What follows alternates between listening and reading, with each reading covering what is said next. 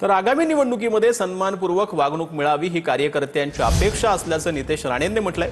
कुणी आम्हाला हलक्यात घेऊ नका, नितेश राणेंनी हा इशारा दिलाय। कुणी आम्हाला सुक्या धमक्या देऊ नये, राणेंनी सामंतांवर हा निशाणा साधलेला आहे। सध्या आगामी निवडणुकीवरून भाजप आणि शिंदेंच्या शिवसेनेमध्ये वाद सुरू असल्याचं पाहायला मिळतं। दरम्यान ज्यांना कुमकुमी असेल त्यांना धनुष्यबाण कसा चालतो हे दाखवावं लागेल, असं उदय सामंतांनी म्हटलं होतं।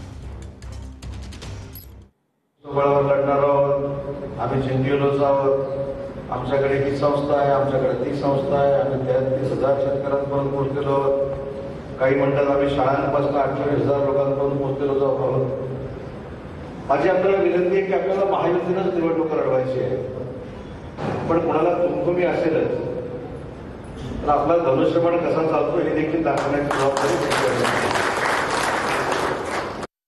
कार्यकर्त्याला आता अपेक्षा आहे की बाबा आता आमच्या निवडणुका आहेत, आमच्या निवडणुकीमध्ये सन्मानपूर्वक व्हावं, कोणी आम्हाला कमी लेखू नये, हलक्यात घेऊ नये, कोणी आम्हाला सुक्या धमक्या देऊ नये, कोणाला खुमखुमी काढायची असेल, मिटवायची असेल तर आम्ही तयार आहोत, अशा पद्धतीच्या धमक्या देऊ नये एवढीच प्रत्येक कार्यकर्त्याची इच्छा आहे।